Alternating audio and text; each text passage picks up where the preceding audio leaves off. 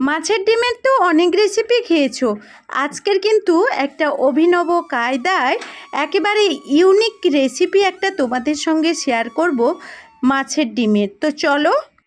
তো বন্ধুরা, আজকের আবারও তোমাদের সামনে নতুন একটা ভিডিও নিয়ে হাজির হয়ে গেছি। তো আজকের আমি তোমাদের সামনে বানাবো মাছের যে ডিম।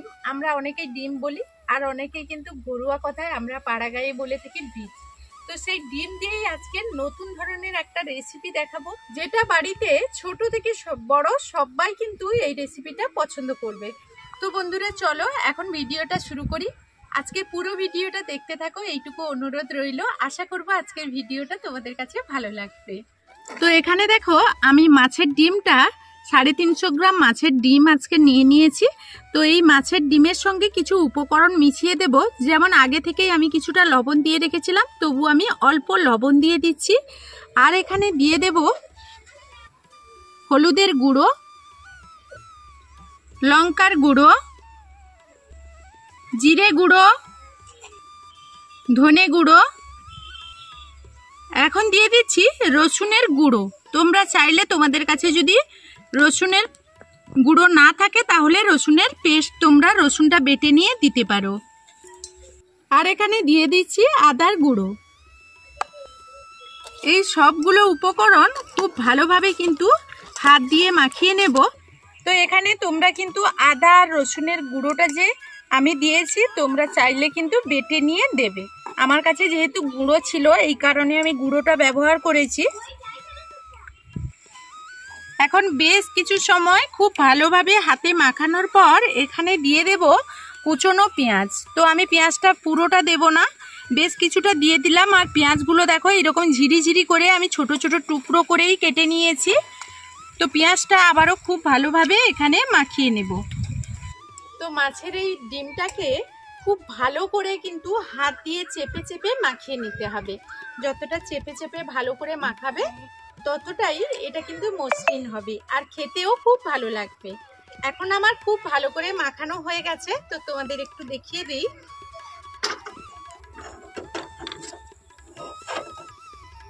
তো দেখো এইভাবে খুব ভালো করেই আমি মাখিয়ে নিয়েছি। এখন আমি কড়াইয়ের মধ্যে দিয়ে দিচ্ছি সরষের তেল। তো আরও একটা জিনিস এখানে আমি দিয়ে দেব।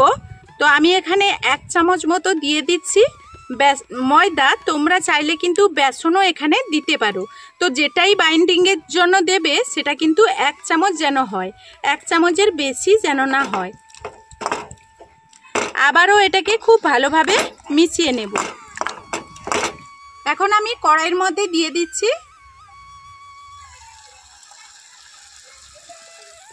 তো আঁচটাকে এখন মিডিয়াম আঁচে রাখতে হবে, আর কড়াইয়ের মধ্যে এইভাবে কিন্তু বীজটাকে দিয়ে দিতে হবে। তো মিডিয়াম আঁচে এটাকে ঢাকনা দিয়ে আমি রেডি করে নেব। তো এখন আমি 5 মিনিট মতো হালকা আঁচে ঢাকনা দিয়ে দেব। পরে আমি 5 মিনিট পর চেক করে নেব এটাকে রান্না করা হয়ে গেছে কিনা। তো এখন আমার এটা হয়ে গেছে কিনা চেক করব।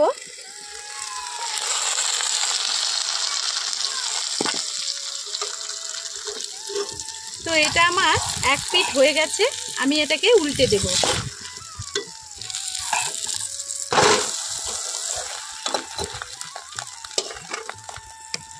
ওপর থেকে আর একটু তেল দিয়ে দিচ্ছি। আবারও এটাকে ঢাকনা দিয়ে খুব ভালোভাবে এটাকে 5 মিনিট মতো রান্না করে নেব। এইদিকে আমি কিছুটা মশলা ভেজে নেব, তার জন্য এখানে নিয়ে নিচ্ছি ধনে। তো এই মশলাটা তোমরা কিন্তু করে রেখে দিতে পারো। এখন নিয়ে নিচ্ছি 1 চামচ মতো মৌরি, আর এখানে নিয়ে নিচ্ছি 1 চামচ মতো জিরে। তো এটাকে খুব ভালোভাবে আমি ভেজে নেব।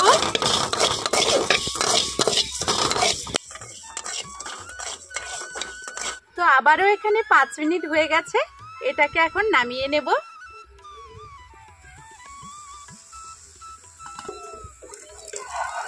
তো আমার 2 পিঠ খুব ভালোভাবে হয়ে গেছে, এটা এখন নামিয়ে নিচ্ছি। দেখো 2 দিকটা খুব ভালোভাবেই হয়ে গেছে। এইদিকে আমি মাছের ডিমটাকে পিস পিস করে কেটে নেব।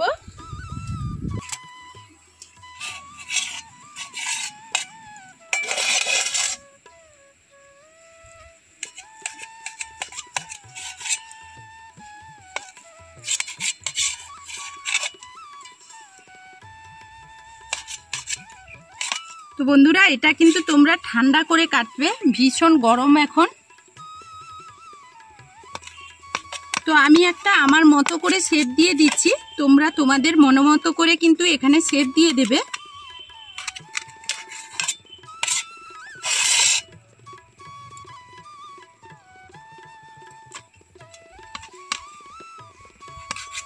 তো এখন দেখো কত সুন্দরভাবে পিস পিস করে কাটা হয়ে গেছে।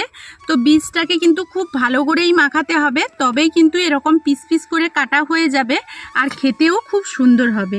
তো এইভাবে এখন কিন্তু আমি সবগুলো তুলে নিচ্ছি।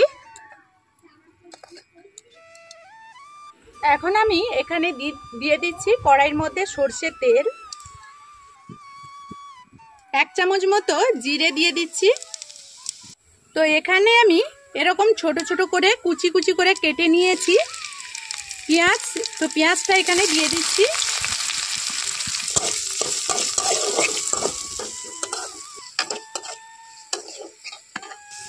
আর এখানে দিয়ে দিচ্ছি টমেটো কুচি।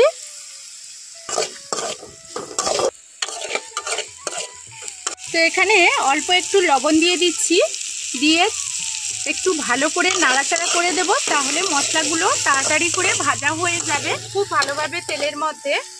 এইদিকে আমি একটা মশলা রেডি করে নেব, তার জন্য প্রথমেই এখানে দিয়ে দিচ্ছি লঙ্কার গুঁড়ো, দিয়ে দিচ্ছি হলুদের গুঁড়ো, ধনে গুঁড়ো, জিরে গুঁড়ো।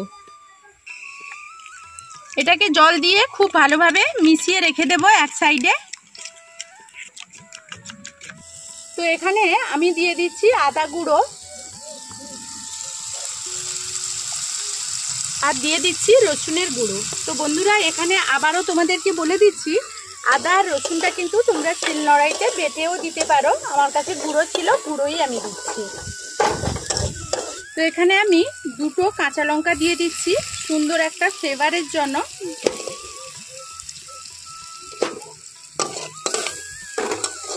আর প্রথম থেকে শেষ পর্যন্ত ঝালটা তোমরা কেমন খাবে সেই অনুপাতেই দেবে। এখন আমি যেই মশলাটা জলে মাখিয়ে রেখেছিলাম এখন এখানে দিয়ে দেব। আরও একটু এর সঙ্গে জল দিয়ে খুব ভালোভাবে কিন্তু মশলাটাকে কষিয়ে নেব।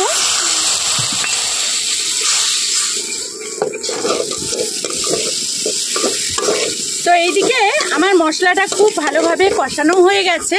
তো এর মধ্যে আমি এখন দিয়ে দিচ্ছি ভেজে রাখা ডিমগুলো, আর এই ডিমগুলো দিয়েই কিন্তু হালকা হাতেই কিন্তু ভেজে নিতে হবে। খেয়াল রাখতে হবে এখানে যাতে ডিমগুলো ভেঙে না যায়, ভাঙবে না সহজে, তবুও এখানে একটু খেয়াল রাখতে হবে।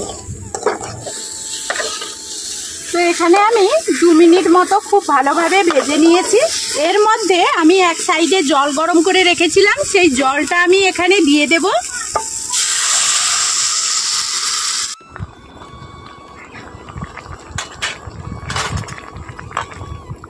এখন আমি এখানে ঢাকনা দিয়ে 1 মিনিট মতো খুব ভালো করে ফুটিয়ে নেব হাই আছে। এখন আমি ঢাকনাটা খুলে নেব। খুব ভালো করে 1 মিনিট মতো ফুটিয়ে নিয়েছি।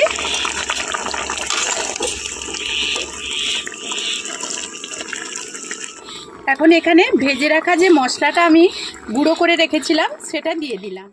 আমার এই রেসিপিটা যদি তোমাদের কোনো অংশে ভালো লেগে থাকে তাহলে তোমাদের কাছে সুন্দর একটা কমেন্টের অপেক্ষায় রইব। আজকের মতো তো এই ভিডিও থেকে বিদায় নেব, ফিরে আসবো নতুন কোনো ভিডিও নিয়ে। ততক্ষণ সবাই সবার পরিবারকে নিয়ে ভালো থাকবে, সুস্থ থাকবে।